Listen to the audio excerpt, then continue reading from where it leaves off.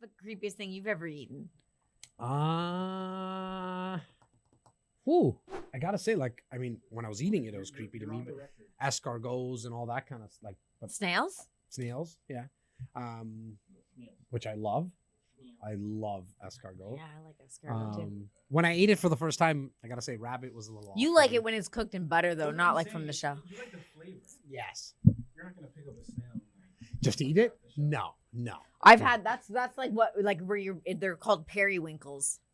It's like But those have, like, snails seasoning of over it. the no. This was just like on ice, and like you pick it. Audio's good. Audio's good? Audio is good. Today's episode, Alto, I'm really pumped because I threw it out on my text community. And Luke, you have my phone, buddy. I'll take the phone because there's a lot of questions that came up on. Thanks, To.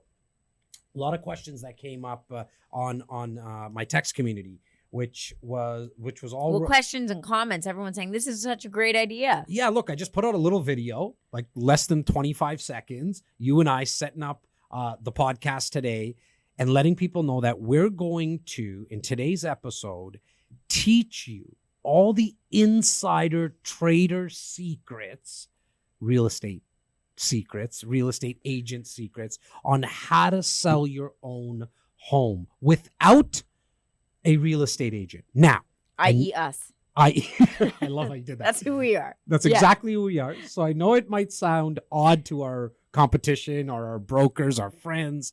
I mean, really, guys and gals that we collaborate with in our industry. And even you as a viewer or listener might be like, why? Why the heck are you doing this? Well, look, in Canada, in the country that we do business in, GTA is obviously, specific to the city that we do business in. But in Canada, generally speaking, in the last, say, 10 years, okay, every single year, there's only really an average of 3% of all the homes that are sold in our country are sold on their own by like a private sale. That's kind of what it's known as. 3%. 3%. Only 3% of the homes that are sold. You might, if you Google it, you might see something like 5-6%, but that's because Google lies. Well, Google, yeah, I mean, don't believe Google. No, the truth is because, like, if you sold your home to your brother or your dad transferred title to your brother, that counts as a private sale. But that's not really arm's length, right? Like what we're talking about is Laura marketing your home and selling it to a stranger. To a stranger. You're not on the MLS, which is the multiple listing service, where agents do all the work for you. Do we believe? I mean, I've been in this business for 16 years. Laura, you're going on to 7. Yeah, I'm on my 7th year. You're on your 7th year. We believe that real estate brokers are very essential, like in the process of selling or helping you buy a home. But you don't need. You technically do not need one, but I will start this podcast by warning, perhaps, or giving a little tidbit that in many cases I have seen people who have tried to sell their home on their own. If they didn't necessarily have the proper education, like this podcast episode, and they've done it on their own, and they didn't necessarily negotiate themselves a great price. What they saved on the commission, because a lot of people say, well, I don't want to pay real estate commissions. What they saved on the commissions, they actually lost in the negotiation and some. And so they netted out less than they would have in some cases. So if you are going to do this on your own, be sure you are armed with all the tools you need to make it successful. And that's why we're doing this podcast today. Exactly. Because if you're going to do this on your own, do it properly. Try not to leave a lot of money on the table. And we're going to give you, is this like the Bible, so to speak, on how to sell your own home? No, not necessarily, because we might miss one or two things here, right? We get excited, we get passionate, we might miss one or two things, but I think we're going to give you enough for you to get your feet off the ground. You can try this on your own. You could use the services of an agent. I mean, why do people use the services of a real estate agent? To me, it comes down to two things. Number one is time. They don't want to take the time to do it on their own because they're busy in their day job, whatever they're doing. And number two is risk. And there's a lot of factors that play within that risk point. A, risk of losing money. Mm-hmm. The risk of transaction not going through, like actually not closing. I mean, security issues. You're allowing people into your home without if you don't pre-vet them, we're going to talk about how to do that properly. So it's really time and risk for me. Yeah. Do you want to add anything to that, Laura? Time and risk. No. Right, When it all comes down to it, it really is those two things. Yeah. Right? Remember, like we didn't say that money wasn't one of them. Mhm. It's the Well, the that's loss. part of the risk. It's for the me as risk, well, right? How yeah. much money you're going to lose on the table, and could you get sued and all that kind of stuff. But at the end of the day, who do you need to actually close a real estate transaction? I want to make this very clear. You need a real estate lawyer, because what he or she is going to be able to do, and is like, that's why they're part of your team of experts. Again, we're going to talk about that and dive in to all the people that you want in your team of experts, not counting not having a real estate agent. The real estate lawyer is actually going to do the transferring of title. So Laura owns the home right now at 123 Main Street. She's going to sell it on her own. She's going to market it. She's going to show it. She's going to negotiate all that. But then at the end of the day, she's going to pass the agreement of purchase and sale to a real estate lawyer. They're going to charge her approximately, in our province in Ontario, it's safe to say fees and disbursements are going to be about $1,500, okay? Could be a little bit less, could be a little bit more, but let's say on average, approximately $1,500. That lawyer is going to transfer the title to Jazz the buyer.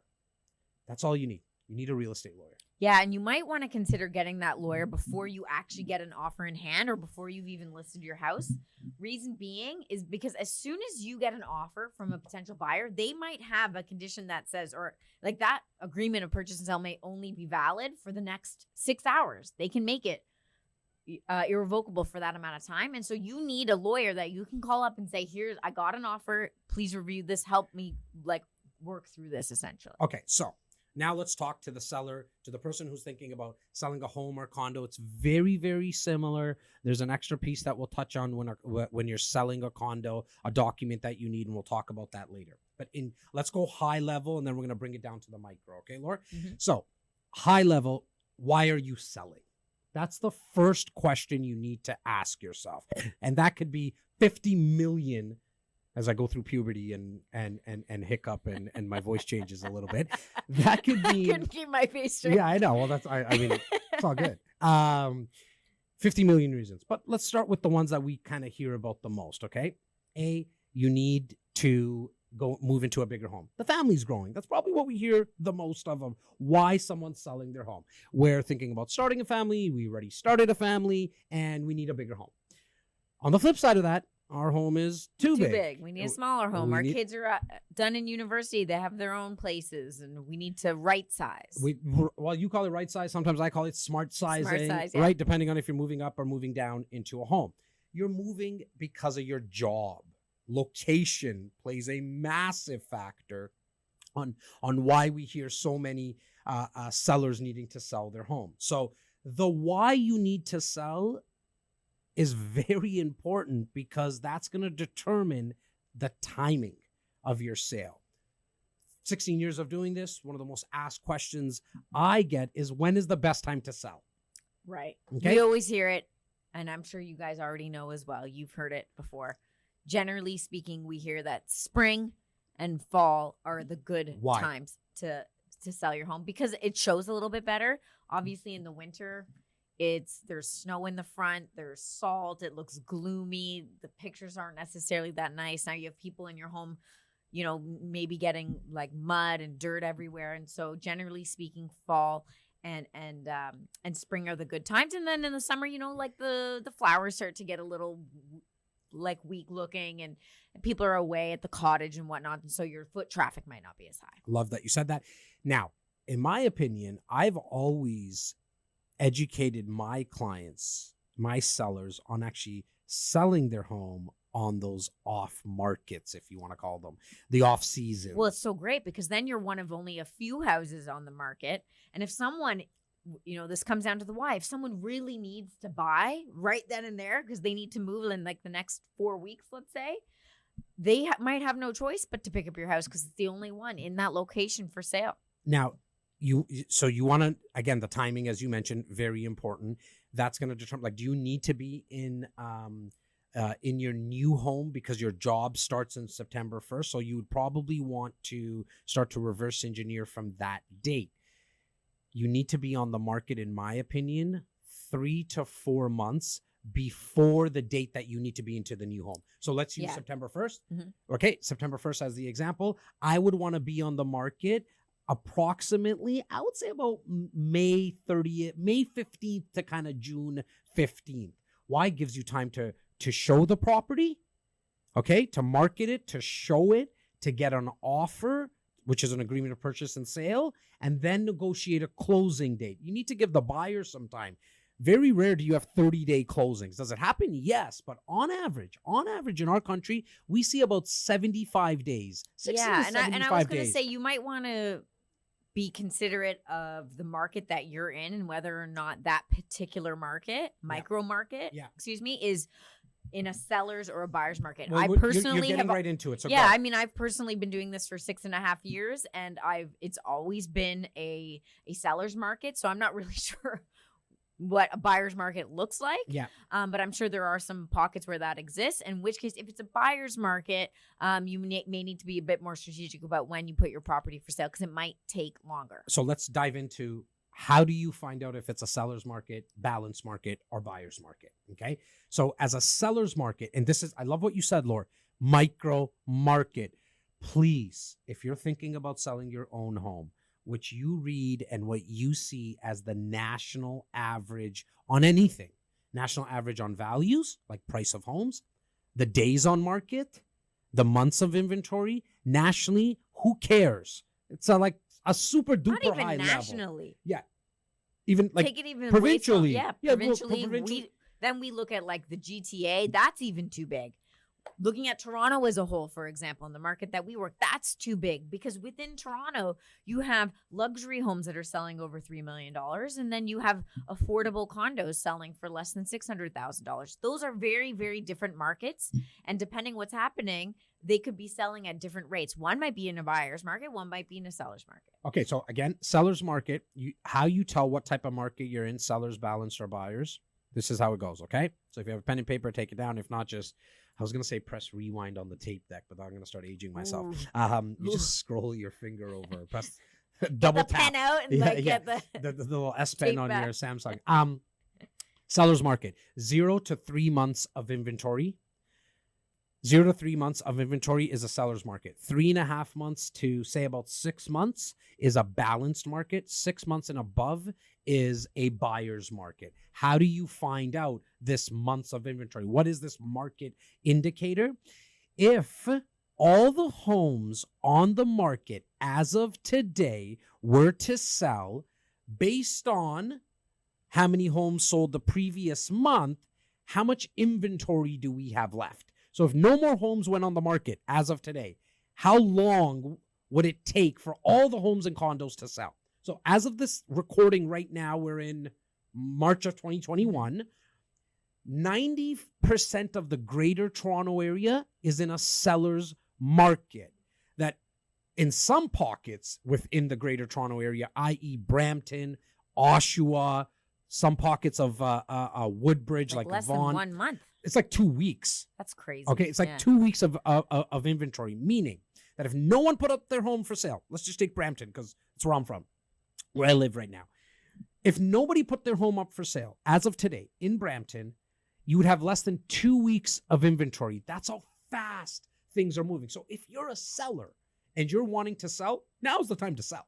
Great time to sell. Great time to sell. Now be careful because you need to time your move. Meaning, where are you going to be going? I.e., if you're moving to Vaughan from Brampton to Vaughan, you got to be careful because now you're in a buyer's, like you're still in the seller's market in Vaughan. Exactly. In one respect, you're the seller. Yes. Great. Yes. In the other respect, you're the buyer. Not so great. So you need to lock down that new home before you think about selling your current home. Exactly. And so when you're in a seller's market like that, I would always recommend finding a home first, because if being in a seller's market, you generally know you're going to get the highest in value, but you're also going to get it sold in the fastest amount of time. Yeah, ideally you try to go for a longer close. However, if you are in a multiple offer situation, that's probably You're talking about when you're buying, right, Laura? Yeah, when you're Okay, buying, go. Because if you have a longer close, then ultimately you can almost try and have your home sell and then you're moving into your new home in the same month. So there's very little overlap, preferably the same day. But if you're in a multiple offer situation and you're up against other buyers, you probably don't want to put down 120-day close, for example, because that is going to scare the seller away. They'll probably go with someone else. Okay. The next question we get is, how long will it take for my home to sell? Okay. The way that you determine that, on average, again, in the micro market, and we're going to probably say micro market 100 times in this podcast, because it's so important to understand that the Brampton market, especially right now, is different than the downtown Toronto condo market, which is also different than Don Mills and Lawrence, where our head office is, which is different than the Mississauga condo market, right? And even the Mississauga condo market is different than the Mississauga detached market. So always look at your micro market. If you're selling a condo, I want you to look at what condos in a 3 to 5 kilometer radius is selling for. If you're looking at, if you have a semi-detached, I only want you to look at semi-detached homes in a 3 to 5 kilometer radius that are comparable. And we're going to talk about how to come up with value. This is kind of surface, high level conversations way before you actually put your home on the market. We're going to take this step by step. We're going to hold your hand throughout this whole process. So at the end of this podcast episode, you can decide for yourself if you should give it at least a shot. I don't think there's actually anything wrong with it. I was going to say this early, right? Like, Yeah. the beauty about this is if you are considering selling your own home and you put it up and you get an offer and you're not sure, you're uncomfortable, you don't like the price, whatever it may be, here's the beauty of it. You don't have to sell. You don't have to sell your That's home. a good point, because you know how many people ask us, like, if I put my house up for $800,000 and I get an offer for $800,000, or if I get an offer, do I have to sell? You could get an offer for $1 million. If you choose on that day, you've changed your mind. You've changed your mind. Because it's your home. It's your home. You do not have to sell. And and I should mention on the flip side of this, right? Because I know there's realtors listening and saying, yeah, but this, and that. So I'll make mention of it. That on the flip side of what Laura just said, like, if you get an offer and you change your mind, and you should give it a shot yourself, like I said, there's nothing wrong with it, is understand that a real estate agent is paid on performance. You never pay a real estate agent until your home not only sells, until it actually closes, meaning the buyer's mortgage, the buyer's money came into your account. Then the lawyer, your real estate lawyer, takes the money. So even and if you pays went the with agent. an agent, Yes, which is not the point of Is this podcast, I know, but but- if you did and they get an offer for you and you still don't like it, you don't have to accept that offer. Yeah. That's the beauty behind it. So now, what does a successful sale require? Okay. I want to touch on, we've already touched on kind of market conditions. Are Mhm. you in a seller's market, a buyer's market, a balanced market? What's days on market look like? What are homes that are similar to yours selling for, condos similar to yours selling for? Now, some of the other considerations that you need to think about is what are you going to price your home at? That is, to me, the marketing price that you come out of the gates with is by far the most important. And there's two things to note here. What you list your home at is not necessarily what you think your home is worth. The listing price really does not matter. The listing price is simply a marketing tool to get people in the door. And you should listen to Laura. She has an MBA in marketing. And so go. Yeah, exactly. Okay, So go. it's a marketing tool, right? So if you are working with an agent or someone says, I think your house is worth $1 million, because this is an even number, Yeah. you might list your home above $1 million, maybe you list it at 1.2, giving yourself room to negotiate down, or depending on the market factors that we already discussed, maybe it's a seller's market, you might want to list under $1 million. Maybe you list it at 899,999. Right? And you try to establish a bidding war to bid up to $1 million. I think there's a lot of confusion in that, because we might tell somebody your house is worth X. We're going to list it below value. And people say, but then there's no room for negotiation. That's the beauty of it. In that regard, you're actually trying to negotiate up. It's a marketing tactic. The listing price is just for marketing purposes. Okay, so now let's jump into, even before you start to show your property and market it, you've come up with a price. Okay, and you base that on what other homes Sorry, you've come up with value. A value. I apologize. You come up with a value, and then you're going to decide What marketing? what marketing price you're going to come out with. Okay. Some will call it, like, some jargon is listing price. You have marketing price. You have asking price. As Laura mentioned, it's all irrelevant. All of it is irrelevant. It's always based on what the value is going to be. But how do you determine value? Yeah. Okay. And that's the big part for you Yes. as a seller, not working with an agent, because you don't necessarily have access to all of the information that agents have access to. Yes. So you're going to have to figure out a way to determine the value of your property so you know where to negotiate. Exactly. So how do they find that? So a couple of ways that they find that. One, you can literally go to the land registry office and old school style check like the numbers of what other properties have sold for. Okay, you don't have access to MLS, as Laura mentioned, so you're not going to be able to easily get this information, but it's available. Don't let anyone tell you that it's not available. You can go to the land registry office and say, okay, I live all on... of this is public record. All this is public records, okay? It's just not easily available online at a click of a button on... Like Laura right now, as a real estate agent, has a password-protected site. She can go in, figure out on 123 Main Street, it's a 3-bedroom home, 3 bathrooms, semi-detached. What did in the last 2 years, in the last week, whatever in the last week, in a 3-kilometer radius, what do they sell for? Now, as of the time of this recording, you still have access to it online. Not all websites, real estate websites, have access, but you can Google sold information about your property, comparable properties, comparing to what you have in terms... Yeah, well, let's talk about that. What's a comparable property? Well, what's a comparable property? So if you have a 3-bedroom, let's stick with this as kind of our subject property. It's a 3-bedroom, 3-bathroom, semi-detached home, 1 car for one parking, and like with an attached garage. Okay, your lot size. Let's use a lot size of 35 by 100. Okay. Now what you want to do is look for homes that have sold recently. So what I like to do when I'm listing a property for my clients, it's exactly what you want to do, is look for within a 90-day period. I probably, in today's market, because it's a seller's market, values are increasing so much. If it's a seller's market, it's too long. So I would probably go 30 days. Yeah, okay? Start smaller. And then work your way up. And what about the radius? Is it just on your street that we're looking for? So I'm going to start smaller and work my way out again. I'm going to start on my street. Don't just go based on what your neighbor sold. You want to get to a place where there's at least 3 comparables.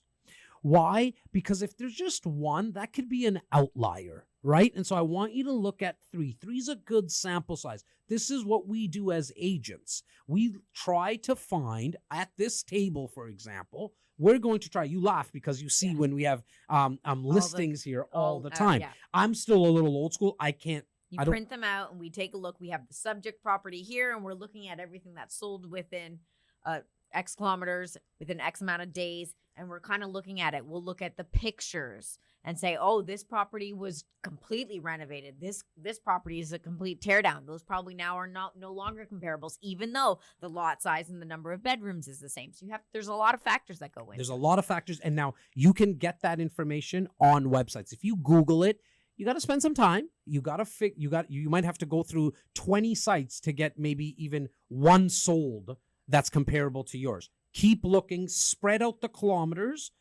also the time frame. Start with 30 days, go to 60 days, go to 90 days. That's really the only 2 ways that you can find out sold information. I guess a third way, and I'll just put it out there. Look, if you're listening to this podcast right now, you kind of either already know of us or a friend of a friend told you about us. All you have to do is send me an email, okay? It's info@jazztakhar.ca, info@jazztakhar.ca. Send me an email and say, look, I want to get an idea of solds in my area. If you're in the GTA, I can get that to you within 24 hours. If you're outside the Ontario, like Southern Ontario, and you're in Timbuktu, Saskatchewan, I can probably get that to you within about 72 hours because we have agents right across the nation. Yeah, so we don't have those real estate boards right at a click of our fingers. Because we don't have access. We need to get access from somebody else. And so we call an agent. They give us, this doesn't cost you anything. I don't care if you ever use our service. You could tell that we're kind of crazy anyways, that we're teaching you how to sell your own home. Why? Because we're just in the mood, okay? So if you're listening, I mean, there's a third way to get this information. If you're somewhere in the States or another part of the world, look, I think if you call an agent and just ask an agent, say, look, I'm gonna try to sell this on my own. I'm gonna try, but if you're the agent that's helping me get the values, I'll use you to buy, okay? And if it doesn't work out, Mr. and Mrs. Agent, I'll call on you first. You might need to call 3 agents. One of them are going to be smart enough to say, you know what, Laura, the client, because you were upfront and honest with me, I'm going to give you all the information. And yes, if you don't mind, I would love the opportunity. If you don't sell your home on your own, I would love to help you. So there is a third way to get the sold information. It is by far the most, like, after you know why you want to sell, finding out true value. And Laura, you did a fantastic job going deep into the importance of it. You really need to take your time finding out true value. For anybody who's listening, who's bought a used car before, now it's changed with online access, but there used to be a black book. And this black book, okay, was like this thick, and it's like this big. With all the phone numbers of the girls. Well, that nice, used to yeah, be? yeah. That kind of black book? Well, I What was kind never of that black guy. book is I was it? never that guy. I want to think I was that guy, but I was never that guy. I was never that cool. So if you had like a 1999 Honda Civic, 300,000 kilometers, you could go to this black book and it would give you a range of what the car was worth. That's exactly what we're talking about. We're wanting to find out true value. Yeah, now that you know that your house is worth X, Yes. we, or you, I should say, Mhm. can come up with a marketing strategy. Yes. And well, actually, you know what, Laura? I think before the marketing strategy, well, sorry, when you say marketing strategy, are you talking about the price or just the strategy on how we're going to get it out the there? full strategy. Okay. So that, to me, that includes obviously the listing price. Yes. It also includes what type of work should you be putting? Like, Good, what's your good. budget? Okay, go. We need Talk to. about that. Should we put work into this?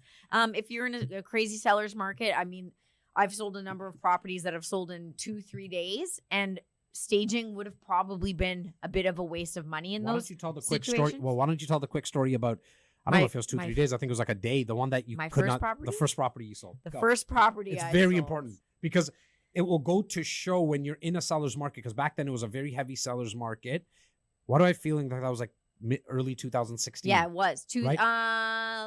early 2015, maybe. Early 20. Okay. Or so very, 2015 and at 2016 a were very crazy. high seller's market at that time. We went into, in the GTA, we went into a buyer's market early, mid 2017 because the new laws that came out and the fair That kinda housing slowed plan everything that down kind on of slowed it down. purpose, yeah. But at that time, that was a very, very, very, very strong seller's market. Yes, particularly in my micro market, Yeah. which is where I live. And it was a couple streets away from me.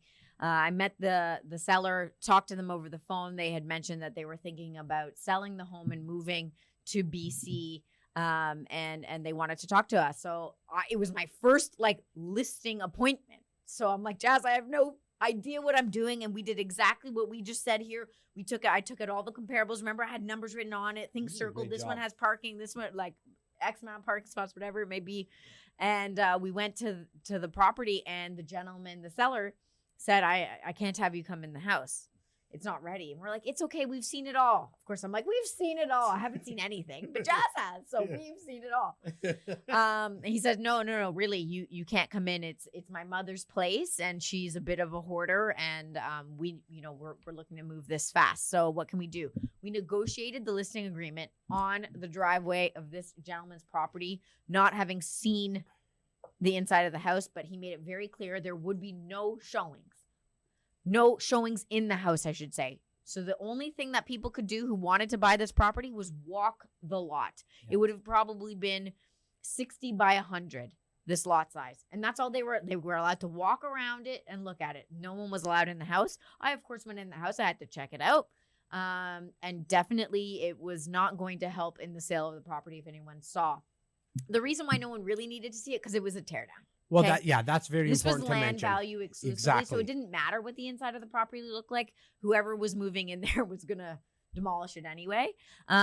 We listed it for low. We listed it for under $1 million, And we had, I mean, in the first 2 days or one day, it was like 25 showings, people just walking the lot. And then we had what we call a bully offer.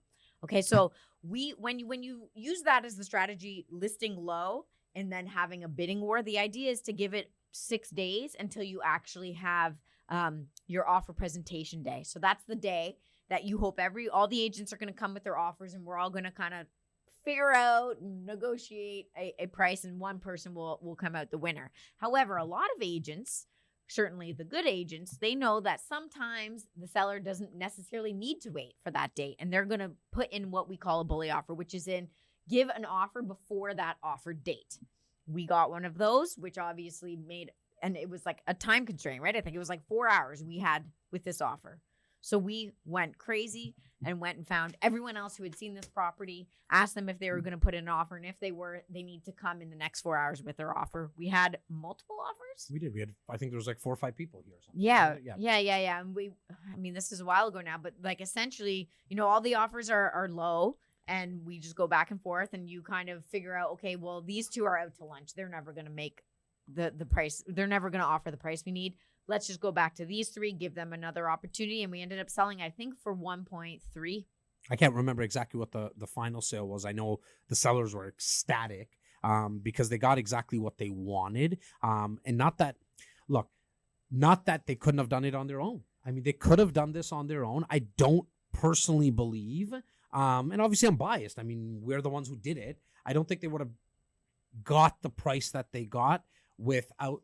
The toughest thing, and as you guys see me go through my phone, I got at least 35, 40 questions from my text community, from all of our clients, just saying, "Oh my God, this is an amazing topic. Here's some questions." And one of them was, "What's the biggest difference by selling yourself and using a realtor?" One of the biggest things is that the emotion is out of it. Like, I'm not emotionally, or a real estate agent is not emotionally tied to your home. It is difficult, and I'm going to try to give you some tactics today from a negotiation perspective. It's difficult to negotiate on your own behalf, like that, and negotiate with 5 different people. Well, yes, and, right? and not be emotionally tied to it, because let's be honest here. Everyone thinks their home is.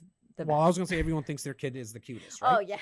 And the homes are not any different. Like, my home is the best. Well, and like people have memories in those homes 100%. And they think that there's value with those memories. Yeah. There's value to them. Yeah. But there's not value to a new buyer. There's zero value in the fact that you had children here and you have their heights written on the wall, with the exception of it's kind of cute. Maybe I'll have my own kids, and that might be fun. Yeah. But other than that, there's really no value to your memories.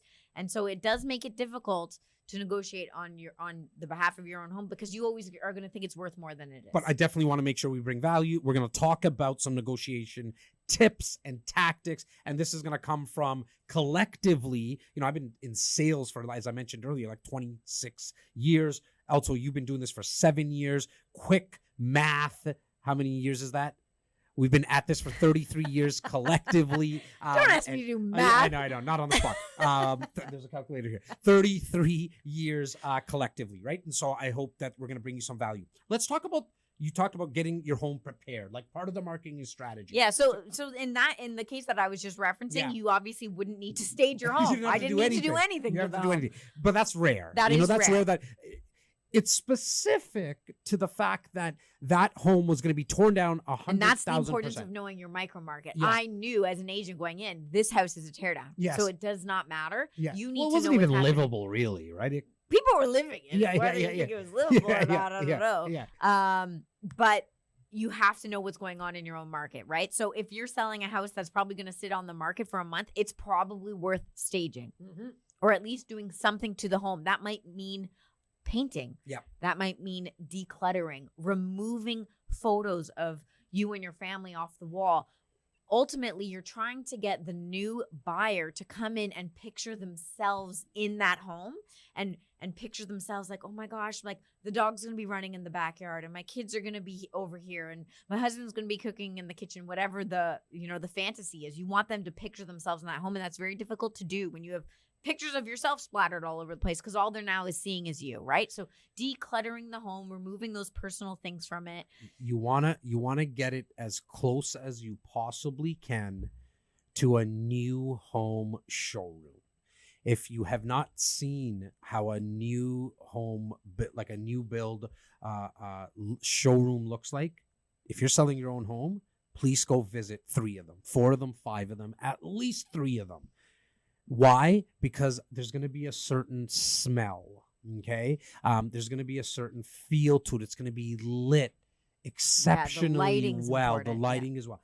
The colors are all neutral. My favorite color is charcoal gray.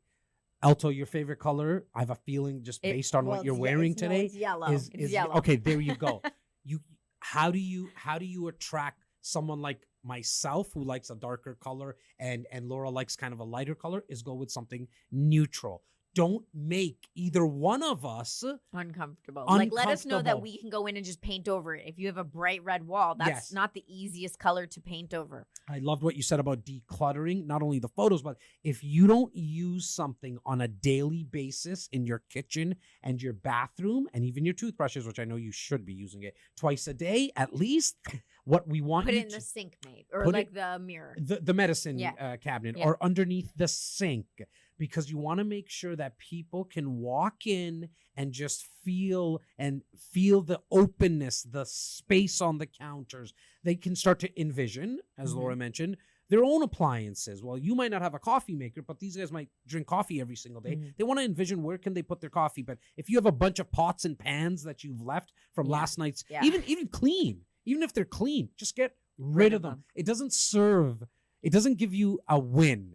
Make sure, I can't even tell you the amount of times I've gone into homes and like the drapes have been closed and the lights weren't on. And I'm thinking, oh my gosh, this is like, I walk in, I'm all excited, and there's nothing more depressing than like a cold, dark place. Open your drapes and keep your lights on. I was going to say, turn on all the lights. You are not going to break the bank by leaving the lights on an afternoon because you've booked showings, right? So leave all the lights on, even in the basement, everywhere, and make sure everything is clean and tidy. If you can, go and stay with your in-laws if you had to, like just to get out of the way for all those showings that are happening. Okay, so a lot of people ask the question also about staging. Should you stage or not? Look, you're selling your home on your own. Unless you're an interior designer or a decorator, I probably wouldn't not get a stager. And how much would it cost? Different in every single situation, because as the stager coming in and using your furniture and just rearranging it, that might be a cost of like $1,000. Okay, because somebody asked me in the text community. Yeah, and stagers also give tips. Sorry, like stagers will also give tips, like the things that free we just consultation. Told you. Yeah, they're gonna give you. They're gonna say, I think you should paint. Yep. That's not gonna say they're gonna paint, but if you want them to get someone in to paint, they're happy to do that too. And keep in mind, they'll do that because they're hoping that you'll use their services to actually bring in their furniture, because now that's going to be a little bit extra. They generally, stagers, they're not all the same in terms of their fee structure, but what I've come across the most is that they charge you a monthly rent for the furniture. They don't really charge you for the consultation or actually bringing in the furniture. They're charging you for the rent of the furniture. And that's why I said, so if you think that like the average days on market for the houses, the comparable properties in your area is about a month, get the staging, do your pictures, get your pictures done after you make all these changes and everything like that. Then after month 1, if your house is still on the market, you might want to consider getting rid of the staged furniture, but at least you already have all the photos and everything that you need, right? So you're attracting people from any of your online marketing. You've already attracted them, or people can look at the brochure as they come in and they can see what it looked like. Laura, just while I'm looking at the text communities, I mean, we're gonna go back and forth. Can you do me a favor? Can you just somebody asked a question, where can I get a standardized APS? Can we just Google plain language OREA APS? I want to make sure I get Richard's question answered here from the text community. You definitely want to look at an agreement of purchase and sale before even in any type of negotiations, and you're going to make it conditional. Here's your out, because I've had a lot of questions. What's the legal ramifications of me selling my own home? If you're selling your own home, okay, here's kind of the secret that you need to know to protect yourself. Any agreement of purchase and sale that a buyer brings to you, you are going to put in a condition that says this offer is conditional upon my lawyer's review up until 5 business days. And if you say up until, you can't say 5 business days. You got to put in the actual date and time. Okay, Eastern Pacific time. And if for any reason that my lawyer, my solicitor, is not satisfied with this agreement of purchase and sale, this agreement is null and void. Okay, so that you have protected yourself. It's why the number one person you need, if you don't decide to do this with a real estate agent, is going to be your real estate lawyer, because they'll be able to walk you through this agreement of purchase and sale. And I mentioned the cost. Just remember, that's not where you can, like, you can't not pay a lawyer. And they don't charge you like a corporate lawyer does for by the hour. It's a one set fee. So don't skimp out there. Okay. So I wanted to make sure, because that question just came in. Are you able to Google and just get it, Laura? Yeah, well, It's the plain language one. I want to make mention that obviously the forms that you use are going to be dependent on where you live, right? Yes. So What province? what What province state? you're in, what state you're in, what country you're in. Yeah. It all depends. But yeah, I mean, if you look plain language Ontario APS, there's tons of sites that come up.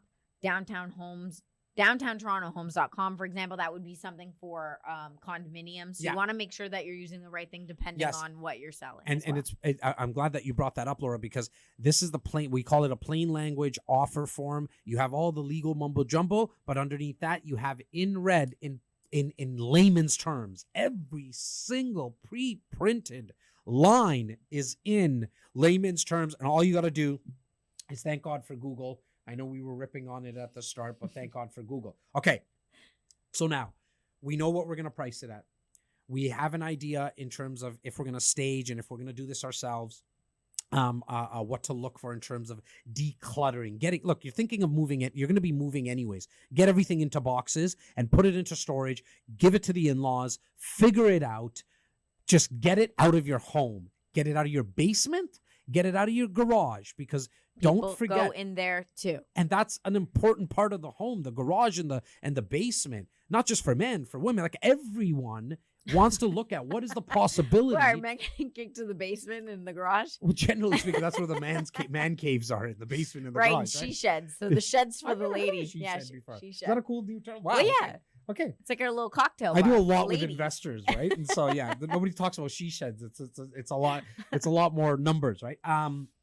So you know how to declutter. Now, there's also, what other renovations should you possibly be doing? And I'm talking about the cosmetic stuff. Structurally, we're going to talk about in a second who's going to be part of your team and is a no-brainer. And but in terms of cosmetically, I want you to look at what actually increases the value of your home. Yeah. By far, number one is the kitchen. Well, hold on. This is important. You could have done this really at any time, like in the last couple of years, is renovate it, and then you would have been able to take advantage of it.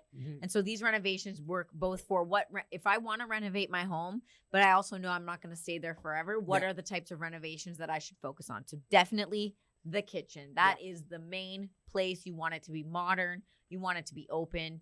You want it to have stainless steel appliances and or better granite countertops or better quality.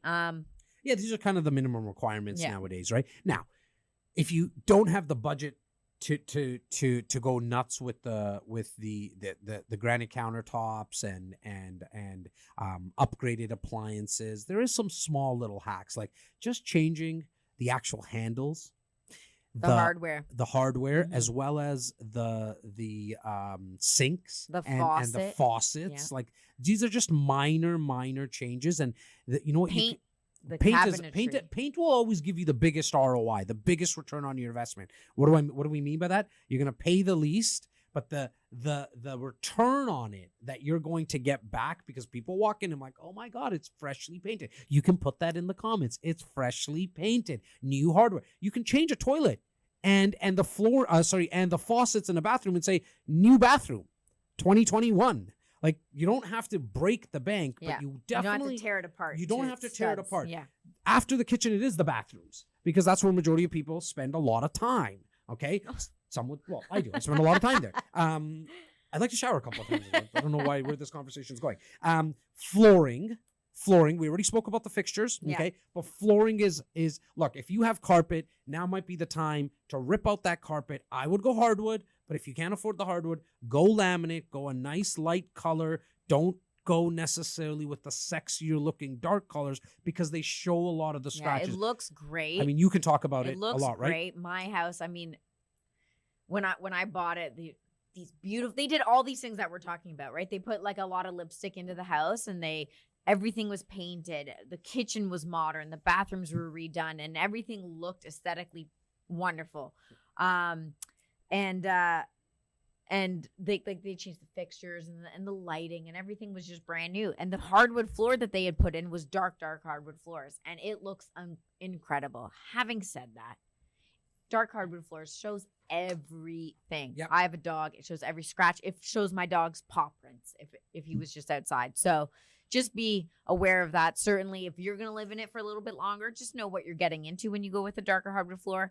And or if you're thinking about doing any types of renovations to turn your property into more of an investment property, Yep. know that the wear and tear of tenants moving in and out is going to show more on that dark hardwood floor. Number one way to increase the value, though, of your home before selling it is adding an income suite. There is no other way that's going to add more value to your home than actually adding an income suite in the basement, upstairs.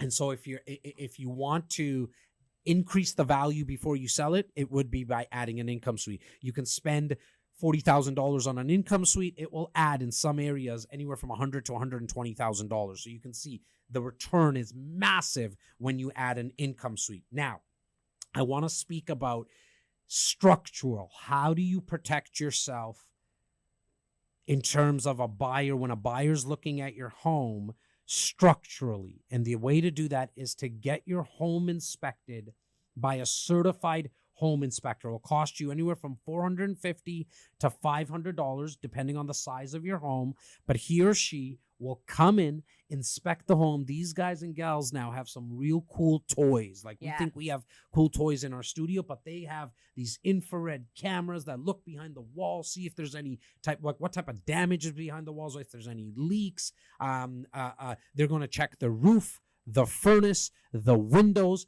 And when that inspection is done, now it's digital, but I would ask him or her, the inspector, to give you like a hard copy and put that on the dining room table. In like a binder, right? Mhm. And then kind of point out anywhere in the agreement. Be super upfront Yes. with the potential buyers. Like, I've already had it inspected. I already know what's wrong with the home, because what that does is show the buyer that you've already considered all the flaws in the house when pricing your house. Or you could fix them. Or you could fix them. It's also really good to know, because if they go and get their own inspection as well, you already know what you're up against. They're going to get their own home inspected. Well, right? it depends if what kind of market it is. Yeah, but I'm going to say 99% of the time, Laura, even in a seller's market, the buyer will probably get a home inspection done before the offer date. So why not be upfront? Why not know? And got a lot of questions in the text community about what's the legal ramifications of selling on your own. Well, if you hide something, you know that there's a leak, and you're not telling them about it. You know that someone passed away because of a murder in the home, and you're not telling them about it. There was a grow up. Well, that's the big one that we went through here in Ontario the last, I would say, half a decade. Not hearing about it as much now, but definitely anywhere like 2019 up to it all started probably, I would say, about 14 up to 2009. There's grow ups. Now everyone has their own little grow up. Well, yeah, now it's legally. Yeah, is it legal? I'm sure it kind of is. And yeah. Anyways, those are the massive legal ramifications that if you hide something, the buyer can come back to you and you can pay for it. So why not just be upfront? Let them know about the leak. Fix the leak. Tell them that you fixed the leak. That will you'll know about all that once you get this home inspected. So now we know what the value is. We've decided what the marketing strategy is going to be in and around the price. We're going to declutter. We're going to stage. We're going to get the home inspected. And fixed if need be. And fixed and need be. Doing the repairs. We're now ready to start marketing it from the perspective of bringing prospective buyers in. One of the most asked questions now at this stage is, how the heck do I market this? Because you don't have the ability to put it on MLS. The second you put it on MLS, you need a real estate agent. This whole podcast episode is not using and a just for real estate. everybody to know, so if you don't have access to MLS, because that's where agents go to do their searches, but the average person, Yeah. I even do this when I'm sitting on my couch at home. I go on realtor.ca and I look at houses that are for sale in and around my area, right? So if you're not putting it on MLS, it's not really going to make it on realtor.ca. Well, it's not going to make it up, period, Exactly. right? Yeah. So now the good thing is for you as somebody who's trying to think about selling on their own, there's still a thing called the internet. And there's other sites that allow you to put it up on the internet where buyers are looking. Buyers are not only looking on MLS. So what are some of those sites? Let's go through that, okay? There is, you got to check your city, your province, your state, your country. But here's some of the more common places. Facebook Marketplace, Kijiji, Craigslist. There's tons of for sale by owner listing services that will probably charge you $99, a one-time fee. You can put it up on their site, okay? If it's a home, for sale signs still work. Why? Even though you're on maybe a cul-de-sac where there's not a lot of traffic, you're not going to get, you used the word earlier, foot traffic. You're not going to get a lot of it. However, okay, what happens psychologically is this with clients and with neighbors. Laura's in an area, and her friends and family have always wanted to move into the area.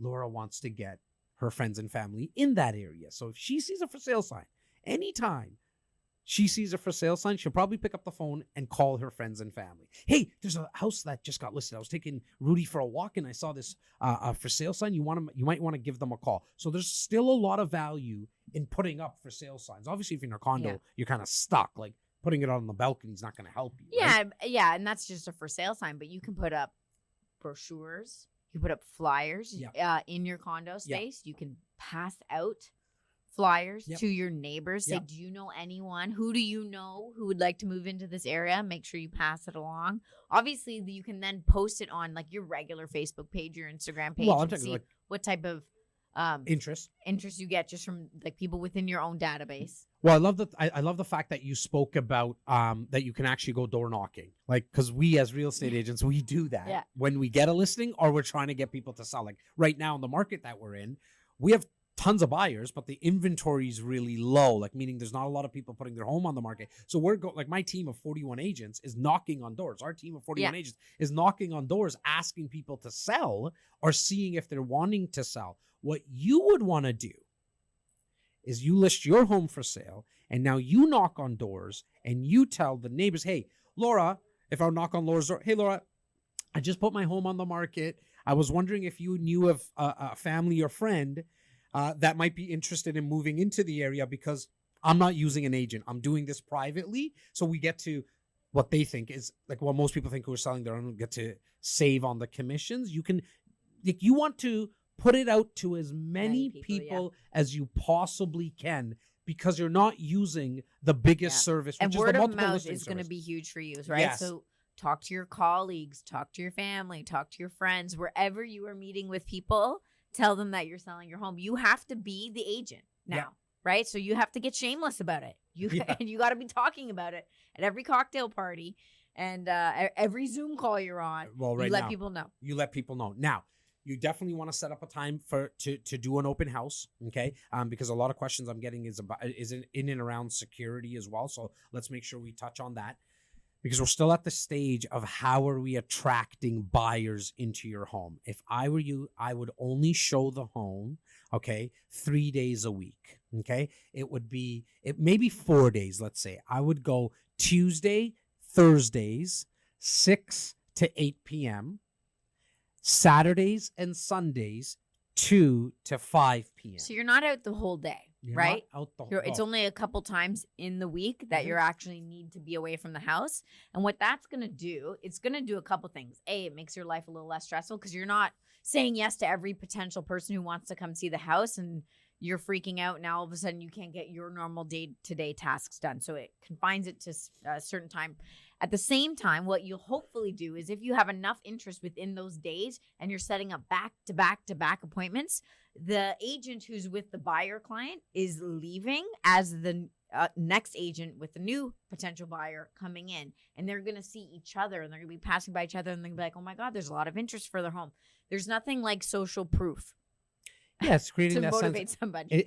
and it's creating Yeah. that sense of urgency, right? Yeah. Like you want, as Laura mentioned, one buyer walking out, seeing another buyer come in, the husband or the wife It's like, look do to you each think other. they Oh my liked it? God, Oh my honey, God, are they going to put an offer? we should Yeah. think about really putting in an offer here. We kind of like it. Let's not wait because look, there's Steven and Steven's girlfriend walking into the house. There's Luke coming in and he's considering, but like you don't want to, as a buyer, you will get worried, and so you want to create that sense of urgency. I should mention, and we should mention, Laura, before you even show homes, let's talk about valuables for a second, right? Because we have cash in homes, we have jewelry in homes, we have Pets. just special mementos. You said Pets. pets. That's at my home. valuable. Yeah, well, yeah, right. I mean, at the end of the day, if you have a pet, I mean, in my opinion, you try to have your pet gone and with a friend or a family member, For you, yeah. or when you show the home, maybe one partner stays home, the other partner takes Rudy out for a walk, because some people are just scared of pets and they're not going to be comfortable. Yeah, that's going to turn someone off for sure. Right, it could turn someone off. Like they could just be worried about, okay, I wonder where this dog is, and that's not what you want them to worry about. I think we mentioned it when That's you a have good your point. lights, right? So you shouldn't stay. Yeah. You're the agent. Yes. Normally, like in some homes, the selling agent would be there. Not always, but Yes, sometimes. So you're sometimes. recommending don't stay there, don't be there, leave. Well, no, hang on. It depends. If what's going to happen when you put your home on the market privately is that you're also going to get a lot of calls from real estate agents that have buyers. And this kind of all is part and parcel in terms of when we're talking about the security. So when you get calls from agents that have buyers, you're going to be a little bit more protected. I'll tell you what I mean by that, because you're going to ask the real estate agent for his or her name, their driver's license, as well as their business card. And then when they give you their business card, they send it to you in a picture by text message. You might actually want to have a totally different line set up, like a totally different phone number. You should definitely have your address.com in terms of marketing. And I know we're jumping, but as more and more things kind of come to my head. But if it's 123 Main Street, I want you to get 123mainstreet.com, because that's where you can always send people to get more information on your home, the interior photos. Somebody asked me, should you do a virtual tour? Yes, a virtual tour is a no-brainer. Those companies now cost about $200, $300. They can buy, and some of them actually will set up a website for you too. Well, they'll set up exactly. Now the domain will cost you $10. Mm-hmm. $12 nowadays with GoDaddy. We're not sponsored by GoDaddy, but just one of the people that come to my mind. 123 Main Street. That's where you have the virtual tour. They'll do drones. They'll do those dollhouse now. Yeah. Like maybe for $350, you can get all of that, including the website. I would probably even maybe have a separate phone number, just a different phone line, just to get so you don't have to give out your own phone number, right? That's something that you can think of. Mind you, now you're doing a lot of texting, so if you're comfortable, you could just have the agent send you over their driver's license as well as their business card. And then I want you to call the office that they work at. And it's a quick phone call. If it's Jazz Takhar's business card, it's Royal LePage signature. You're just going to call and say, hi, does Jazz Takhar work there? Yes, let him know that he can show my property at 3 to 4 p.m. or whatever the time frame is and whatever day. You're protected now as a real estate agent, and a licensed real estate agent. They have to, from a security perspective, they can't go walk around your home and steal stuff. Yeah, and they can't just give the lockbox code to their client and let them go in. Exactly. Now, because you're selling on your own, you might have the regular Joe public call you and see your home. Who do not have an agent either. Who don't have an agent either. What are some of your options? Laura spoke about leaving. in an ideal world, if you could wave a magic wand and life was perfect, you don't want to be home when the buyer is seeing your home. Why? Because you just give the buyer the ability to kind of be nosy. Yeah, be nosy and be comfortable and be able to speak to their partner, say who's with them clearly and like honestly. But Yes. if you're there, they don't want to say like, I don't really like the paint color this person has because they don't want to hurt your feelings. Yes, and that makes them not want to stay in the home longer. You want to, the name of the game here is to keep the people in your home, store. Like it's the same thing when you walk into a store, right? You want to keep them in there as long as you possibly can. So, however, because you're selling this on your own and they don't have an agent in that scenario, I probably wouldn't leave. Okay. Well, and that's a good point for the Yeah. open houses as well. Yes. Right. So same thing. If someone's booking a showing Yeah. and they don't have an agent, Yeah. or you're doing an open house and Yeah. you're just letting people come off the street into your home, you should probably be there. And enlist a friend. I don't care if you're a tough guy like Jazz, like with these pipes. Doesn't matter. You're a little girl like Laura. And like, and all joking aside, either way, I want you to enlist a friend for the open house and the showings. Anything can happen. But as we were talking before that, get rid of your valuables. Mm-hmm. Because one, like you just look to the left, somebody can swipe your watch, somebody can swipe some jewelry. Just get rid of it all. Remember, you're moving. You've already packed up your boxes. Remember, just pack up your jewelry, pack up your anything that's valuable. Anything that's valuable. Yeah. Okay. I want you to pack it up, give it to a friend, give it to a family member, because then what is there really to steal? Right? Like they're gonna steal your clothes. Big deal, right? The chances of that happening is very, very rare.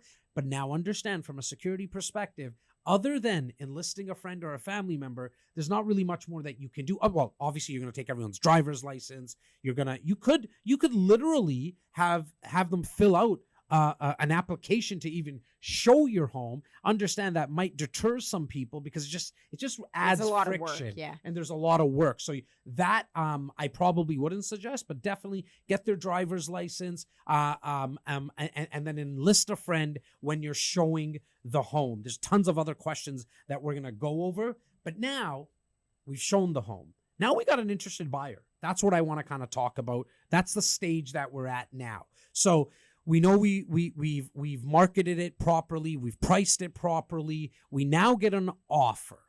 Now, the first time that you get an offer, you're going to be very excited. I know. I'm already smiling. I'm so happy for this I'm person so already. happy for I'm this like, person yay, already, right? we Like, got an you offer. got an offer, right? Now, being in sales and service and negotiating thousands and thousands of deals, okay? Not just in real estate. I've done cars, I've done shoes, I've done loans and mortgages. Like I've done a lot of that. What I've come A lot to of learn, negotiating on shoes, eh? yeah, there is some. Oh. Believe it or not. Okay. My Well, bad. I'm buying 3 pairs of shoes. I want to get a discount. Oh. That, like, look, I learned something every day. 100%. Yeah, like Jazz negotiates over an apple. 100%. Like an apple of fruit. Well, no. My mom negotiated for an apple back home. I do believe in negotiate. Like you get what you negotiate in life. And so here's the number one tactic that I've learned is that first price that somebody gives you in the first terms, there's always more.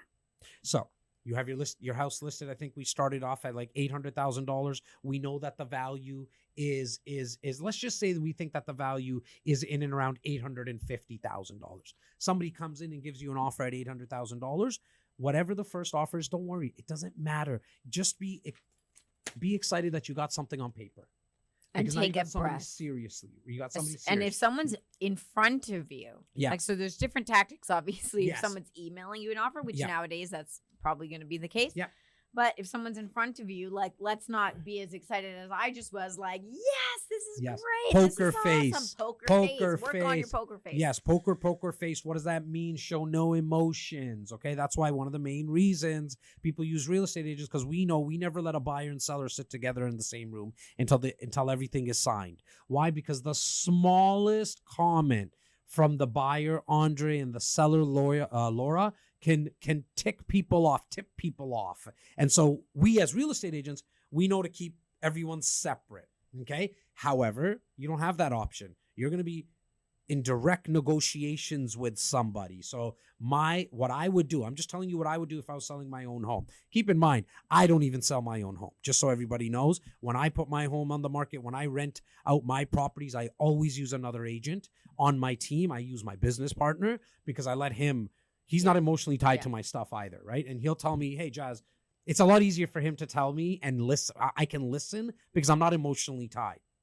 Now, I get an offer. It's my asking price is $850. I got an offer for $800. I'm gonna say thank you so much, Laura. Let me take a look at this. I noticed that you've made it irrevocable, meaning I can get back to you within a certain time. I noticed that you've given me a deposit. Wherever you are in the world, check what the norm is in terms of deposits. I'll speak to the Greater Toronto area. We like to see 5% as a deposit. Okay? So what is that? Minimum 5%. I would say that generally speaking, it kind of flirts around that number. So they gave me an $800,000 offer. Okay? I'm looking for a $40,000 deposit. Anything less just doesn't show me enough seriousness. Yeah, and this is how we're going to qualify our buyer, right? This is what we call qualifying them. Like, how serious are they? And not even how serious are they? How capable are they of closing? Because the very unfortunate part would be for you to do all this work, market your property, stage the home, do all the showings. Everything's so fabulous, right? You get an offer, you're super pumped. Someone gives you $10,000 when they should be giving you 40. Yeah. And then all of a sudden, and the closing date's 2 months out. And then that closing date comes and that buyer is gone. Yeah. So now you get to keep the $10,000. Hooray. Yeah. But $10,000 isn't necessarily in what we're talking about right here, this particular circumstance, enough to keep a buyer from walking away. Right? No, it's only 10,000 reasons. I want 40,000 I want 40,000. The more reasons, the better. Yes. So when I said 5% at minimum, obviously, if you are in a seller's market and you do have multiple offers, sometimes the purchase price, the price that someone's offered you is not necessarily the most important. You want to make sure you're looking at the amount of the deposit they're giving you. The higher the deposit, probably the more serious this person is. They really want your home. I mean, the questions that I'm getting in the text community, how do I qualify buyers? Laura just went through that. That's by far the number one way. I'd also ask them with the offer, can you please show me a pre-approval letter from a tier 1 bank? What does that mean? In Canada, we have 6 major banks. I want a pre-approval letter, not only from the mortgage broker, because the mortgage broker could be Andre, who just fictitiously is a mortgage broker. I want to see one of the major banks on the letterhead saying that Laura is pre-approved, okay, for a $700,000 mortgage. Well, what does that tell me? They've offered me $800,000. They gave me a $40,000 deposit. Where's the other $60,000 coming from? Right? So to do my math there, right? They've offered me $800,000. They gave me $40,000. The banks only approved them for $700,000. Where, Mr. and Mrs. Buyer, I need to ask you, where's the other $60,000 coming from? Oh, that's part of your down payment. So you're giving $100,000 in total. Okay, $100,000 on $800,000 is still slightly less than 20%. I'm okay with that because they have a pre-approval that is telling me that they're pre-approved for $700,000. So I want to see a pre-approval, and if it's a lower deposit, I'm just going to tell the buyer right off the bat, Laura, thank you for your offer again. I really appreciate it. And before I get into anything here, I noticed that you gave me a $10,000 deposit. Can you elaborate? Can you tell me why is it only $10,000? I'm not sure if you know, but the norm is about 5% here in the Greater Toronto area. So I'm looking closer to 40,000. Was that a mistake? And then you let Laura speak. All these things are negotiable, right? Like a lot of what's in the contract. So the deposit, you also want to make sure you look at any of their conditions and clauses just to see if there's anything outside the norm. Obviously, your normal conditions would be conditional on an inspection. Yep. We mentioned that before.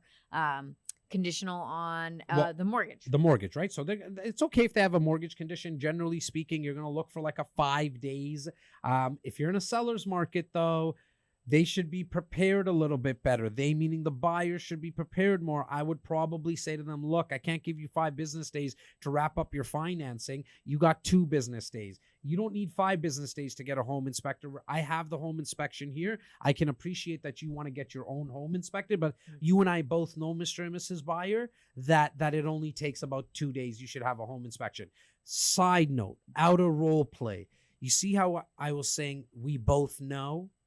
I'm dropping some clues and hints here to the buyer.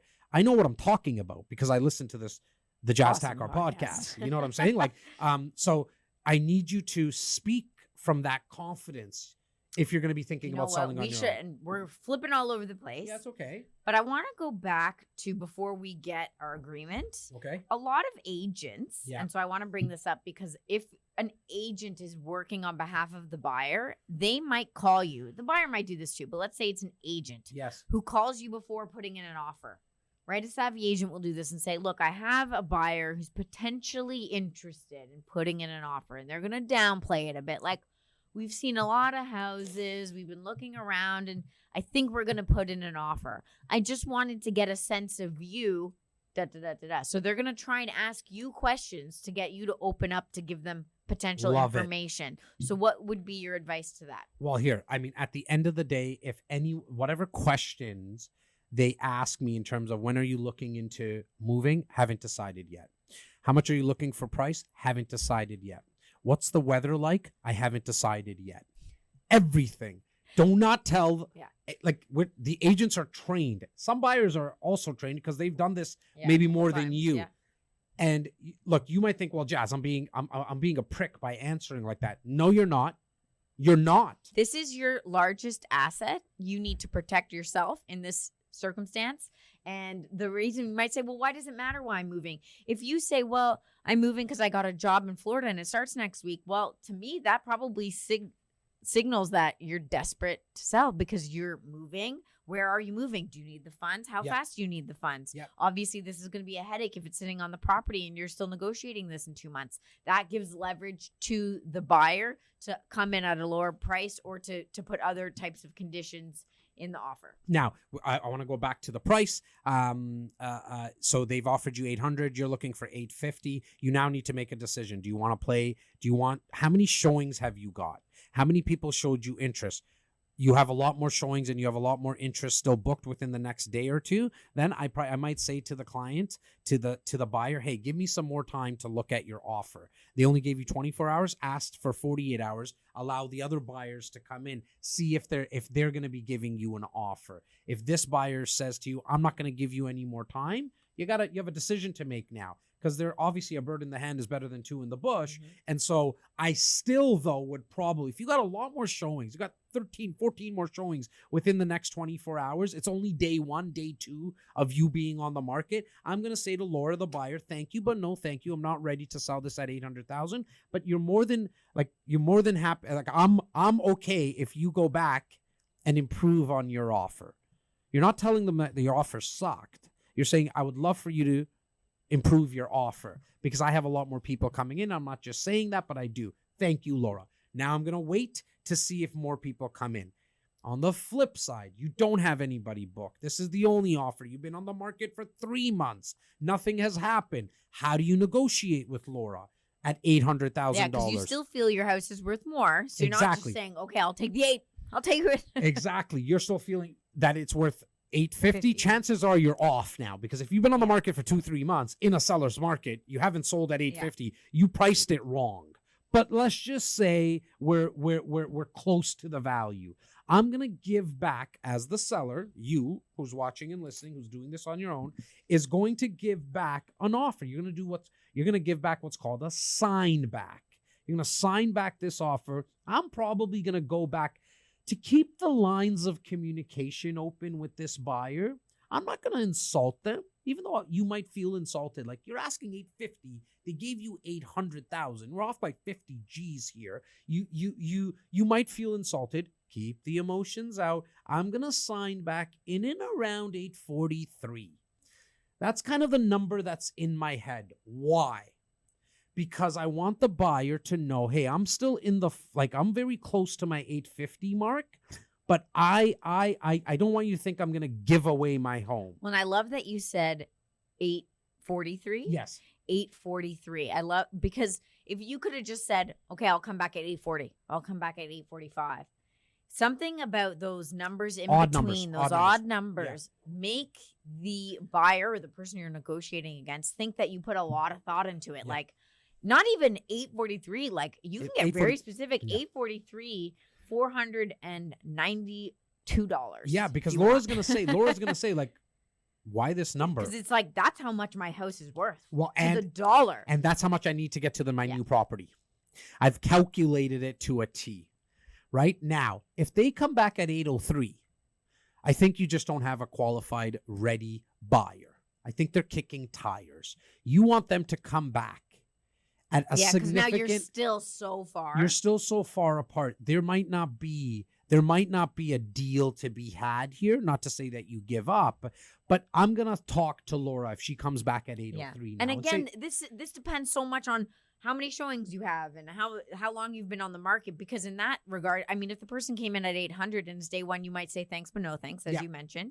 Or if you're negotiating and it's still the first, you've gone back and forth now a little bit, but they're only coming up a little bit, you might say, look, I just think we're too far apart. I love it. And let it go. Yep. Right. But if you've been on the market a long time and they come back at 803, then you might need to consider, damn, maybe my property is only worth 803. Okay, so now let's just say you get to an agreement at, just for argument's sake, at 8:30. You bring them up. You've come down. You kind of know this is fair based on what everything Laura was saying. You now need to have them write you a deposit. Okay, a certified check. I'm going to take a certified check.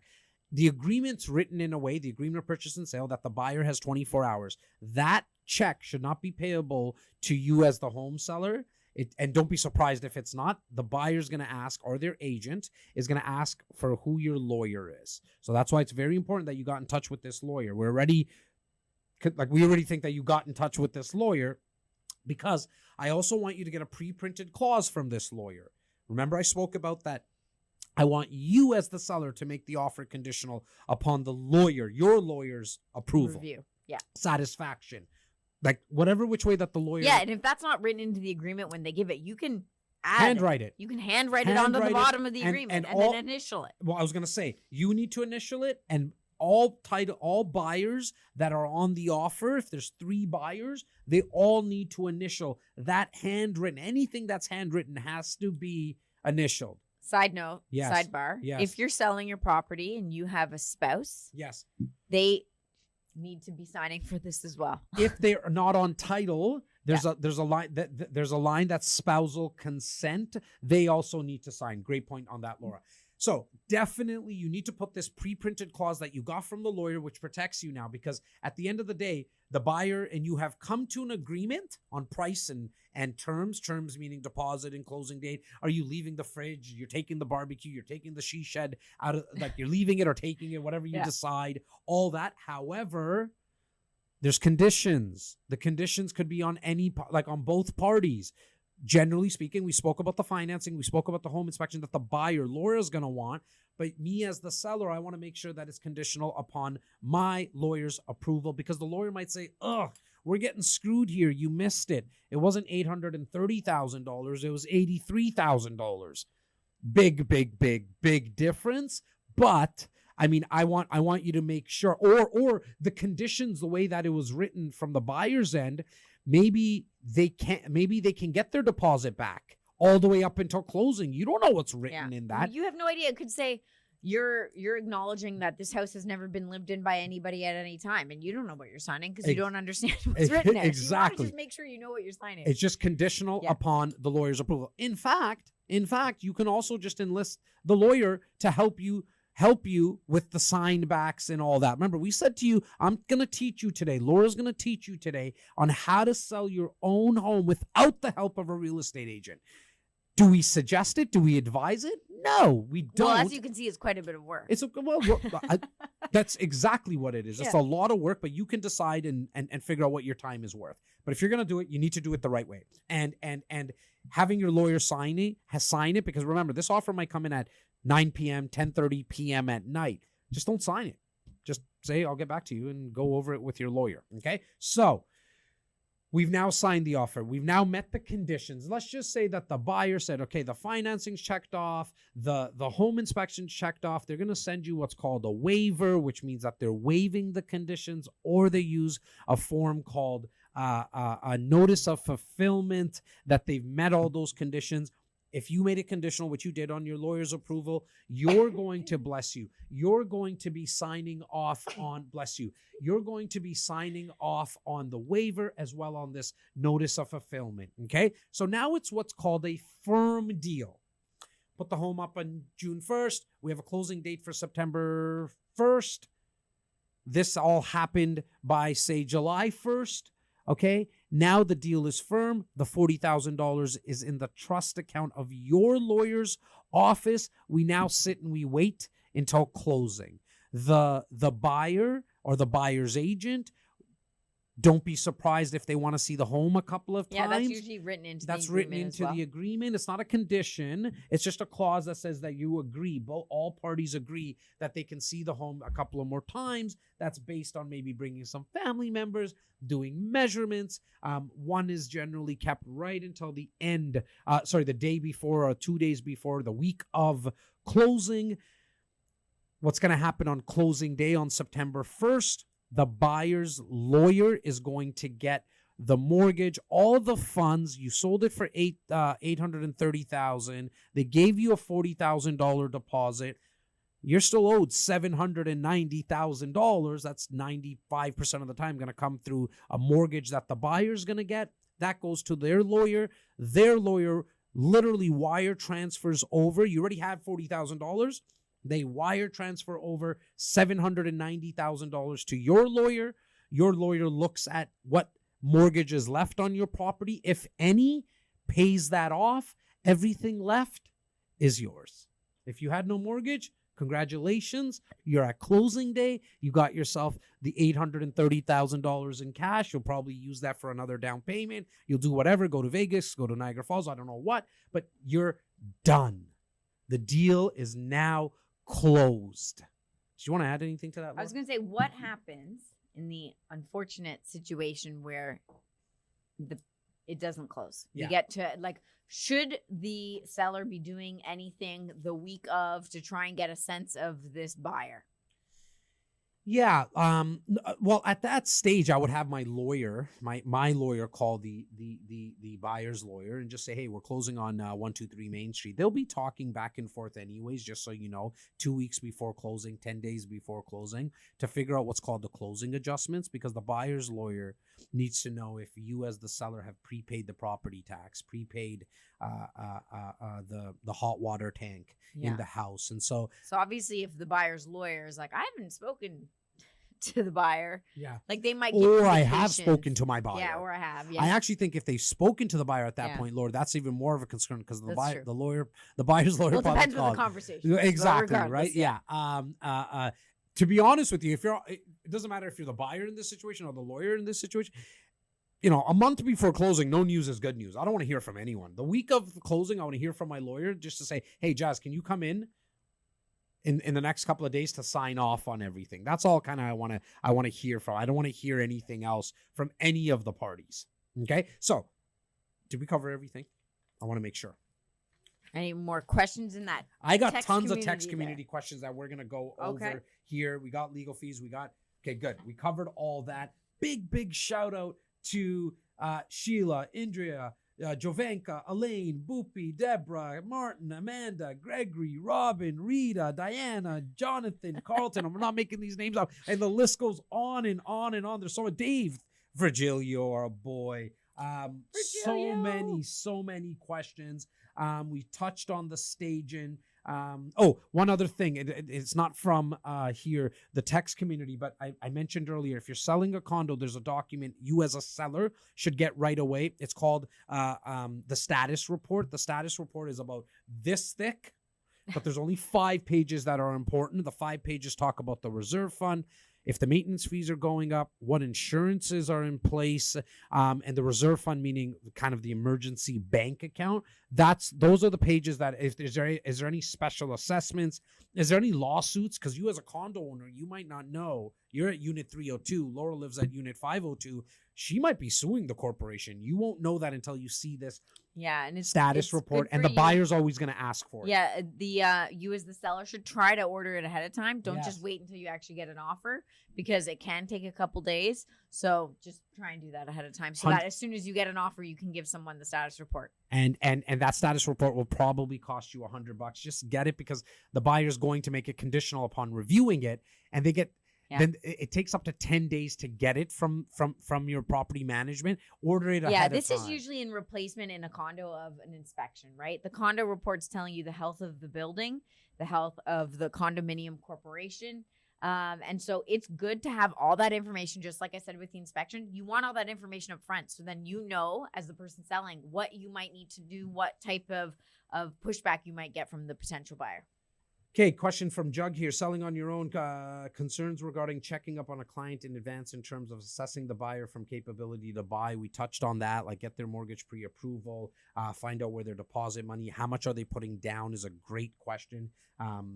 Laura, the buyer, I was just wondering, like, out of your savings, how much are you planning to use for the down payment? Gives you an idea. Well, I'm putting down, Laura says, well, Every dollar I have. well, or I'm putting down 5%. Right. Okay, and I'm buying a $900,000 house. You're only putting down $45,000. How are you going to come up with the $800,000 mortgage, right? Over $800,000 mortgage. I mean, that's something that is kind of a yellow Red light, flag? a red flag. I was calling it a yellow light for some reason. A red flag. Oh, promoting it to agents. We didn't talk about that as well. Like, Yeah. you're selling it on your own. Your local real estate offices, Yeah. go Cool. call them all. Call and you don't have to call each agent. We have 1,300 in our organization. You're not going to call 1,300 people. You're going to call the agent. You're Call gonna call the the brokerage. brokerage office. Call the office manager. Just say, hi, may I speak to the office manager? She'll pick up the phone. Here, beautiful lady by name of Sam Hewitt. You're going to say, hi, Sam.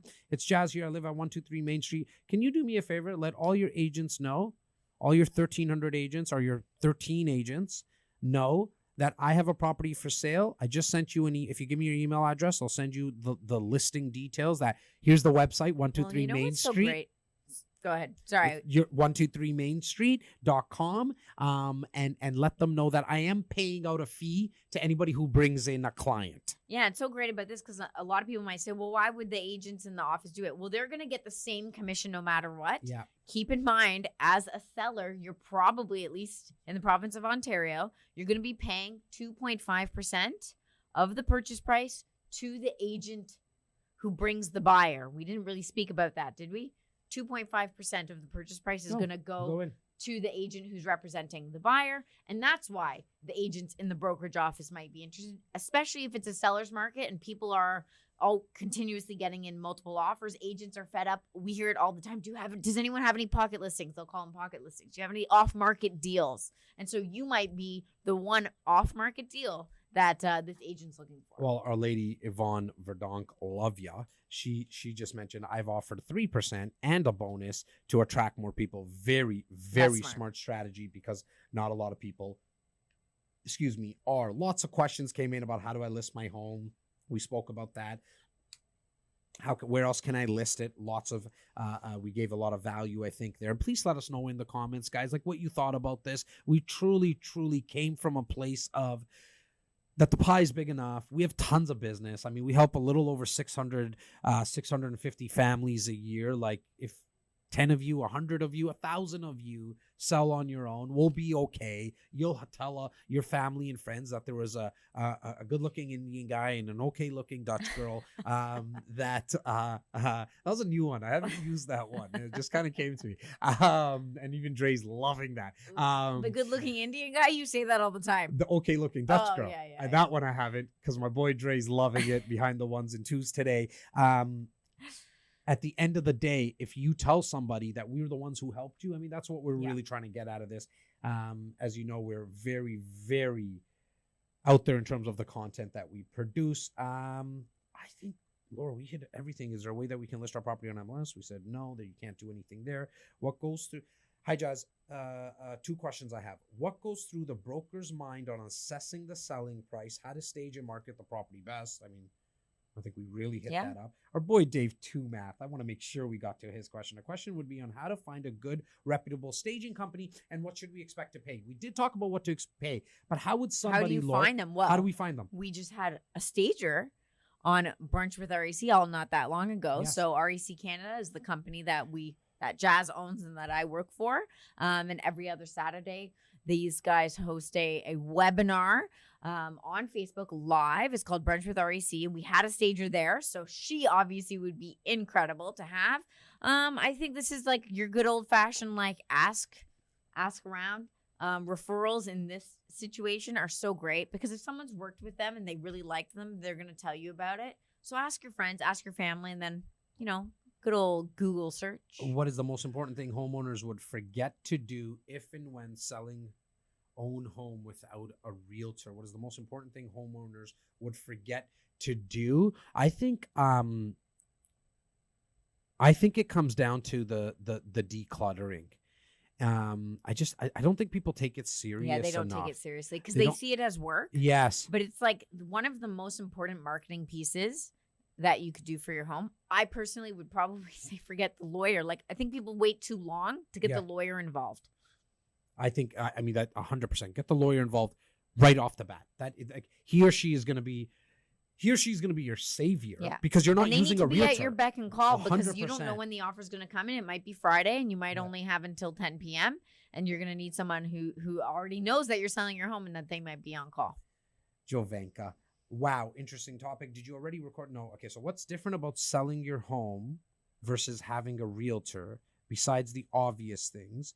What issues are most likely to happen? Maybe there are multiple ways to do it right, but how would you definitely do it wrong? What other parts of Yeah. the real estate team do you need to rely on maybe more heavily? Does it take longer to do it yourself? So many questions. I appreciate you. Yeah, I think we touched on the last part. The lawyer's more important in this. Well, not more important, but like if you don't have an agent, the agent's representing you. So they're acting on your behalf. And so you have to have somebody who's acting on your behalf, at least from a legal perspective. So the lawyer for sure in that case. Home inspector we talked about. Yeah. We talked about the stager. I would actually get a mortgage broker involved. I know you're not buying, you're selling. I'll tell you why, because here's a little trick. When you're selling your home, get a mortgage broker involved and get them to come out with a discounted package for your home. So if you ever look at like car commercials, they never tell you the car is $87,000. They tell you that you can buy or lease this car, generally lease this car for $400 a month. And at the bottom of the screen, you'll see this fine print. On TV, you can't read it. Yeah. But if you ever stop it and read it, it says the $400 a month payment is based on a biweekly payment with $32,000 down on delivery. But they talk about and try to get you to, from your subconscious, to think about the $400 a month. In real estate, we do it differently. I try not to, where we talk about the house being $850,000. Well, how about you talk about the fact that you can own this home? You can own this home for $1,000. Yeah, this is a where month. when we talked about marketing, we didn't go into this, but your description of your property. Look at Yes. other properties. Go on realtor.ca. Read the descriptions that Yes. that other properties that you think are well done do and emulate it. Be creative. This is not when you do your regular boring old thing. Yes. Right? Get creative with this. Have a little bit of fun with it. Yeah, well, let's throw some examples out there, right? Like if you have, and don't do the normal, like as Laura said, the boring stuff. 3BR, 2BT, and that stands for 3 bedrooms, Two and baths. 2 baths. Like don't do that normal boring stuff, okay?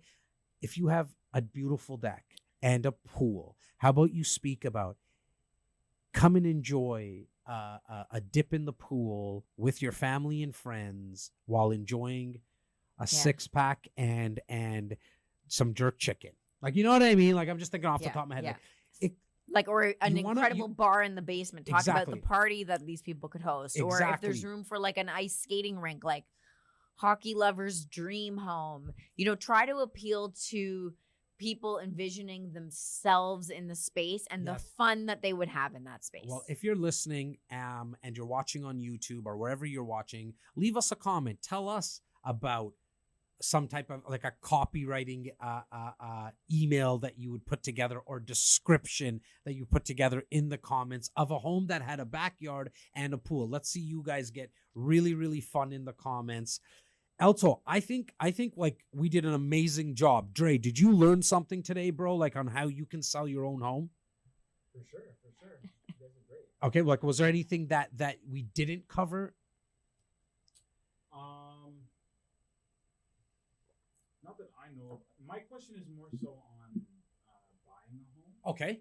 If you have a spouse who already owns a home, do you lose your first time? It's 50% of it, yeah. So you lose 50% of it. So you and Laura are married. Laura's already purchased a property. You now are still a first-time home buyer. The new property that you buy at 123 Main Street, you're going to get 50% of the rebate on the land transfer tax. What we could do to get creative is not put Laura on title. Can we just get the financing under Andre's name? Because if we can get the financing just under Andre's name, then we can take advantage of all the first-time home buyer rebates. Okay. However, if we need Laura for financing, the government says, no problem. We're going to give you 50% of the rebates because Laura's not a first-time home buyer. What we're going to do next on an upcoming episode is talk about how to buy a home. Okay. There really is no reason for you to not use a real estate agent there because you don't pay them at all. So we're going to do a long form. You let us know. Thumbs up. The only way that we know, if you're especially watching on YouTube, and if you're listening to this while you were driving, do us a favor. Find us somewhere on social. Somewhere. We're not hard to find. Yeah. It's Jazz Takhar 13 on Instagram. Laura Stewart T.O. Laura Stewart T.O. And we on Instagram. really need your support now more than ever because we've essentially just put ourselves out of a job here today. Possibly. So we would love for you to just let us know, hey guys, great episode. We listened to it through the podcast platform, or if you're watching on YouTube, really the only way that we know that you're supporting us is pressing that like button. If you're not subscribed, then I don't know why not, but pressing the like button, it really helps with the algorithm. It makes YouTube put it in the front pages or something like that as the kids talk about the algorithm. Other than that, we hope this was valuable. It was a blast doing it. Yeah, we haven't done this in a long time. Like where we just went really, really long tail on it. I hope it was valuable. And as I just mentioned, please let us know what your thoughts were on this episode and our past episodes as well. Take care. Bye.